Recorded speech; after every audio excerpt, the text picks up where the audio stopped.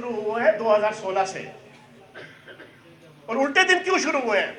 یار میں گناہگار ہوں گا، آپ گناہگار ہوں گے، کوئی چھوٹے لیول کا سیاستدان، کوئی بڑے لیول کا سیاستدان، کوئی قومی لیول کا سیاستدان، کوئی لوکل لیول کا سیاستدان گناہ کرے گا، کرپشن کرے گا، ہر قسم کی کوئی چتر چلاکی کرے گا، جانا کسی قسم کی، چلو یار اللہ بھی معاف کرنے والا ہے تو عوام بھی معاف کر دے گی۔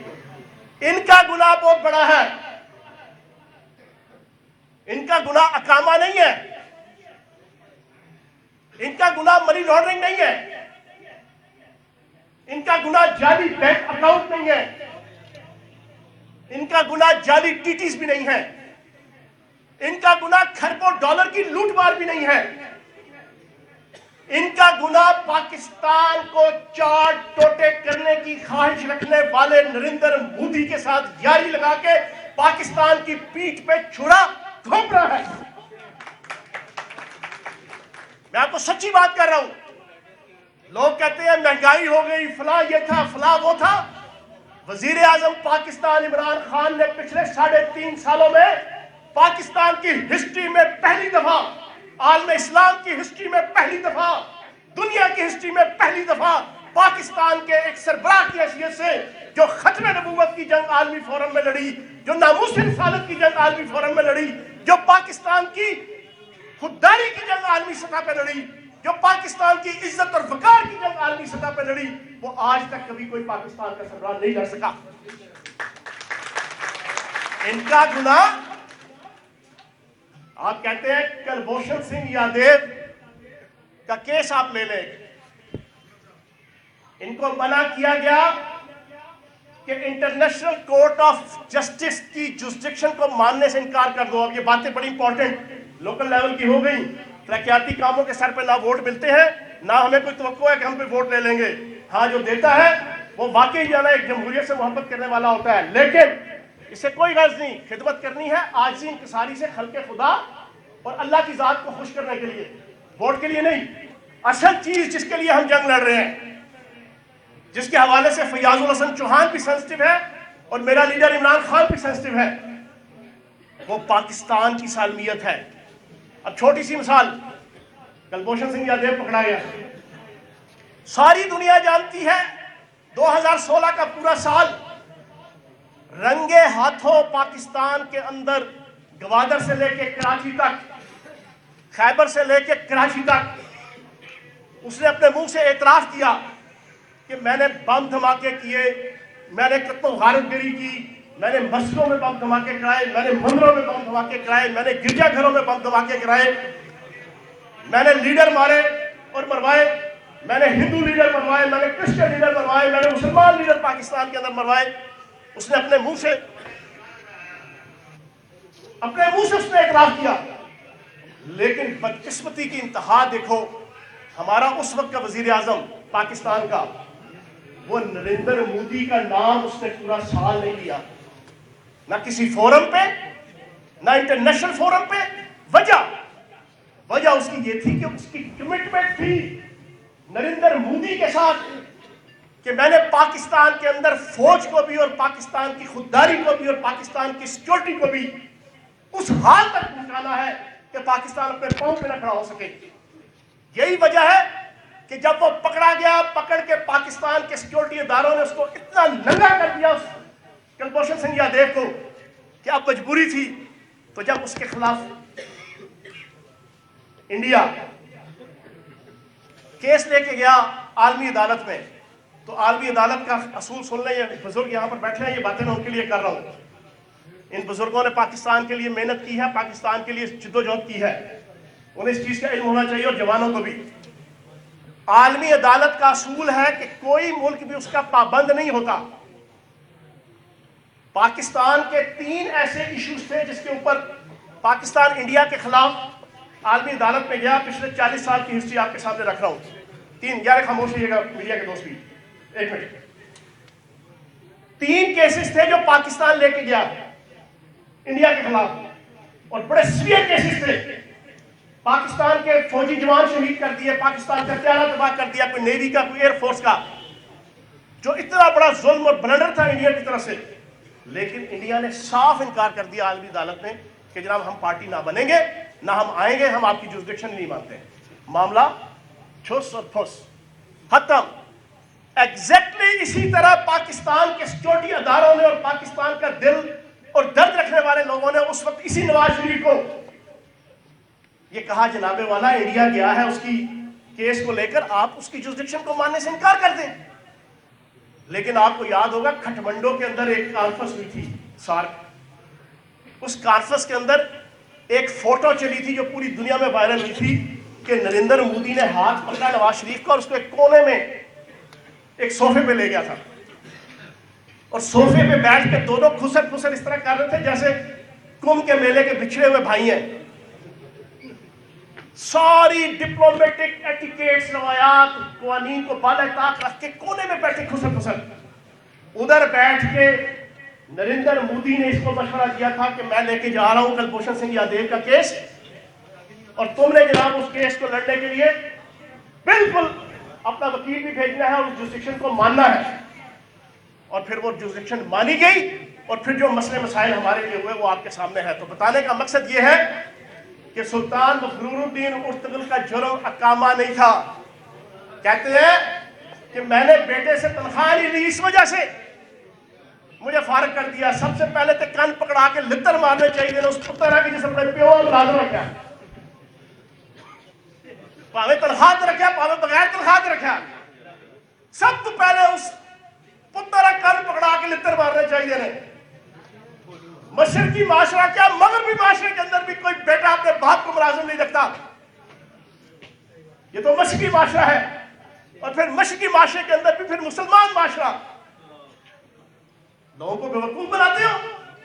You can cheat and deceive someone in somewhere, in some time, in some place, but you cannot cheat and deceive everyone, everywhere, every time and every place. ہر کسی ہر موقع پہ جناب کوئی بتا نہ لاؤ. تو جناب والا ہمیں کوئی ڈر خوف نہیں ہے. اگلا 1.5 سال پورے تس کو احتشام کے ساتھ وزیر اعظم پاکستان عمران خان صاحب کی قیادت میں ہم اپنی مدت پوری کریں گے, اور ان کی عدت بھی پوری ہوگی. یہ بھی سن لیں, ان کے اوپر جو برے حالات آئے ہوئے نا, وہ 15 سال کی ان کی عدت ہے. 15 سال کی 15 سال تک کرے بلی کے خواب میں چھچڑے کے مزاق. اگر سمجھتے ہیں کہ اقتدار, ابھی آج سے 1 مہینہ پہلے آپ نے دیکھا بڑا ٹی وی چینلوں پہ اور اخباروں میں انہوں نے سوشل میڈیا پہ ٹیمپو لگایا, جی ڈیل ہو گئی, جی معاملات طے ہو گئے. اسی طرح ہی ہے نا, طے ہو گیا جی سارا کوئی. نواز شریف صاحب آ رہے ہیں واپس, منہ پہ تھپڑ مارا جانا اس ادارے کے ریپرزینٹیٹیو نے. اس نے کہا کوئی ڈیل میل ہمارا لینا دینا ہی نہیں ہے سیاست سے. ٹکے آنے کی عزت نہیں رہی. اب کیا صورتحال ہے؟ صورتحال یہ ہے باہر ان کا پاسپورٹ ختم, میعاد مدت ختم.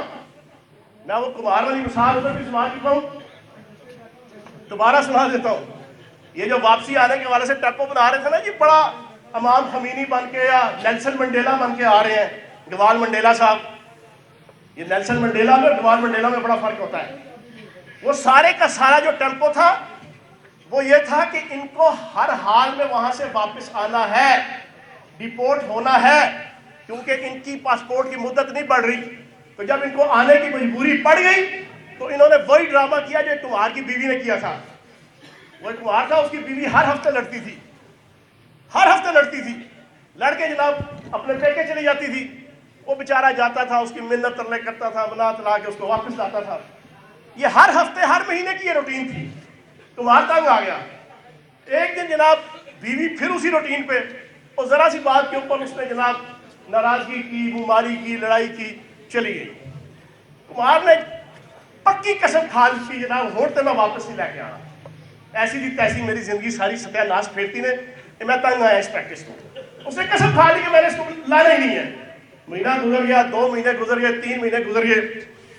اب کمار کی جو بیوی تھی, اس کے جو والدین تھے انہوں نے لان تان شروع کر دیا, اس کے بھائیوں نے لان تان شروع کر دیا, جا واپس جا اپنے گھر, جا اپنا گھر بسا کے ساڑھے سرول ہے, ساڑھے سے بھی ٹینشن پائی ہوئی نے, جا اپنے گھر جا.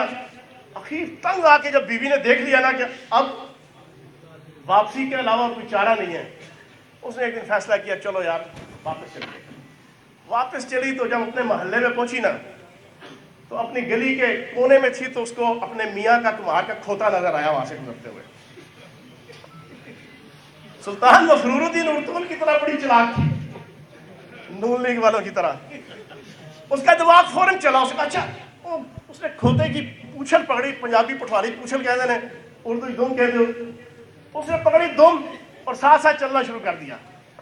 रास्ते में उसके जो रिश्तेदार बहन भाई या उसके मियाँ के बहन भाई नजर आए, मल्लेदार आए, तो शर्मिंदगी में सारे होंगे मैं वापस तो नहीं आ रहा सी, मैं तो इस खोते की वजह वापस आ रही है। हुण उत्थों पासपोर्ट बुक रहे तो इत्थे कहते हैं जनाब हमें पाकिस्तान की आवाम का दर्द वापस लेकर आ रहा है। इतना दर्द होना ना ते गुलैरी ते लूमड़ी की तरह सब नस के चढ़े सुन जहाज पर जदों कहते सो जनाब प्लेटलेट्स मुक गई ने तो नौज़बिल्लाह माज़अल्लाह मौत का फरिश्ता तलाश कर रहे हैं जनाब सर्टिफिकेट लैके। तो जनाब और एयरपोर्ट से जब गाड़ी से उतर के जहाज पे चढ़े थे तो इतनी तेज हिरन और गुलैरी नहीं भागती जितनी तेज भाग के सुल्तान मफरूरुद्दीन उर्तुगुल साहब जनाब जहाज पे चढ़े थे। तो जनाब आखिरी बात बहुत लंबी हो गई, इंशाअल्लाह अगले 1.5 सालों में भी अपने हल्के की आवाम की खिदमत करेंगे, डंके की चोट पे करेंगे, और खसूसन ये जो शकरियाल की 5 यूनियन कौंसलें हैं, मैं लंबा चौड़ा दावा नहीं करूँगा। मैं जब कैंपेन चला रहा था तो मैं अपने दोस्तों को कह रहा था कि आप लोगों ने देखे हैं बड़े बड़े नाम यहाँ पे जो खुद यहाँ नहीं आते थे, MNA वजीर बशीर, ये आप लोग गवाह हैं, बुजुर्ग बैठे हैं यहाँ पे।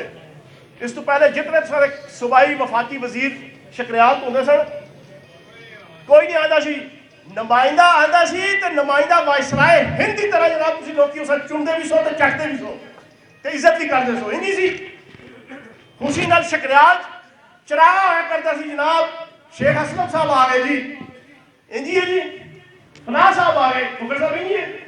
मैंने इनको कहा था इंशाल्लाह मुझे जीतने दो, अगर पिछले 70 साल की सियासत ना भूले तो मेरा नाम बदल देना, नवाज शरीफ की तरह भड़क नहीं मारी, शहबाज शरीफ की तरह। इन 5 सालों में शकरियाल की आवाम की जिस अंदाज से खिदमत की है, ये उस पहले के जनाब आप 70 साल 69 साल आप निकाल लें, कोई MNA MPA कोई वजीर अल्लाह पाक की तरफ से नहीं कर सका। इंशाल्लाह आइंदा भी करूँगा। अपना मजाज है, अपनी तबीयत है। एक ले मैन भी मेरे दफ्तर आता है ना, ले मैन पहली दफा आएगा, मेरे हल्के का वोटर भी नहीं होगा, उसकी सिफारिश और उसके काम के पीछे इस अंदाज से जनाब चलूंगा कि उसको भी एक बार शर्मिंदगी होना शुरू हो जाती है, यार इतना तो मेरा सगा प्यो भी मेरा नहीं टूटा। इंजी है ना, ये सारे नुमाइंदे बैठे हुए हो। तो भाईजान इंशाल्लाह इनफरादी और इज्तिमाई सारे मसाइल भरपूर तरीके से हल करेंगे, और वजीर आज़म पाकिस्तान इमरान खान साहब और खसूसन वजीर आला पंजाब सरदार उस्मान बुज़दार साहब, नरम दमे गुफ्तगू गर्म दमे जुस्तजू, रज़्म हो के बज़्म हो, पाक दिलो पाक बाज। उस्मान बुज़दार साहब के हवाले से सर्वे आया, मैं तो पिछले 1.5 साल से कह रहा हूँ, जब मैं तर्जमान और वज़ीर इत्तलात था मैं उस वक्त भी कहता था कि मैं चैलेंज दे के कहता हूँ कि इस वक्त पाकिस्तान के 4 सूबे और 2 स्टेट्स कश्मीर और गिलगित बल्तिस्तान, उन सारों के सरबराहों की 6 बंदों का आप चैलेंज करके कहता हूं कि आप मुकाबला करवाएं, सर्वे कराएं, फैक्ट्स एंड फिगर्स के ऊपर, अवामी बातें या बड़कों के ऊपर नहीं। तालीम का शोबा, सेहत का शोबा, सनत का शोबा, ज़राअत का शोबा, तामीर और तरक्की का शोबा, कोई शोबा भी, सारों को आप कलेक्ट करके इन 6 सरबराहों का आप मुकाबला करें। और पाकिस्तान नहीं, यूरोप और अमेरिका से जो है वो आप टीम बनाए जनाब, इन्वेस्टिगेशन करने की, सर्वे करने की और मुकाबला करने की, और जनाब आपकी रेक्टिफिकेशन करने की, तजिया करने की, मुतकाबली तजिया करने की। अगर वजीर आला पंजाब उस्मान बुज़दार नंबर 1 ना हो तो मैं सियासत छोड़ दूंगा, जिसके मुतालिक सुबह शाम, और भाई अगर वो खामोशी से काम कर रहा है, उसने खामोशी से आप सब लोगों को 10 लाख की मालियत का कार्ड दे दिया। यकीन जाने मिडिल क्लास और अपर मिडिल क्लास, छोड़े गरीब क्लास को, अपर मिडिल क्लास के घरों में मौत से बदतर जो है वो सरासीनगी आ जाती है अगर घर में से कोई हेपेटाइटिस का मरीज निकल आए, घर में से किसी का गुर्दा फेल हो जाए, घर में से किसी को हार्ट अटैक हो जाए, घर में से किसी को कैंसर हो जाए। इसी तरह यकीन जाने अभी उसकी इब्तदाई रिपोर्ट आती है, घर में एक नहीं बल्कि हर बंदा मर जाता है। کیا سوچ کے کہ علاج کیسے کرائیں گے، علاج کیسے کرائیں گے، بل کیسے بھریں گے، لاکھوں روپے کے پیسے کہاں سے لائیں گے۔ میں خراج تحسین پیش کروں گا وزیر اعظم پاکستان عمران خان کو، جس نے سب سے پہلے کے پی کے اندر پچھلی دفعہ یہ روایت جاری کی، اور آج وزیر اعلیٰ پنجاب سردار عثمان بزدار کی سرپرستی میں اپنے لیڈر عمران خان کے ویژن کے مطابق 1.5 مہینہ ہے، صرف 1.5 مہینہ، اس کے بعد ہر پاکستان پنجاب کا ہر شہری 11 کروڑ 11.5 کروڑ، اس کو 10 لاکھ کی مالیت کا کون سا بے نظیر بھٹو ہاسپٹل نہیں، ڈی ایچ کیو ہاسپٹل نہیں، بلال hospital, Quaid Azam medical centre جو آپ کا ادھر کوہ نور مل کے پاس، اس طرح کے ٹاپ کلاس کے جو ہسپتال ہے پرائیویٹ، وہاں پہ جناب آپ کے علاج جو ہے وہ آپ کو ملے گا۔ تو جناب یہ اللہ پاک کے کرم سے there is a will, there is a way، جہاں پہ نیت ہوتی ہے وہاں پہ اس قسم کے جناب ارادے اور عمل نظر آئیں گے۔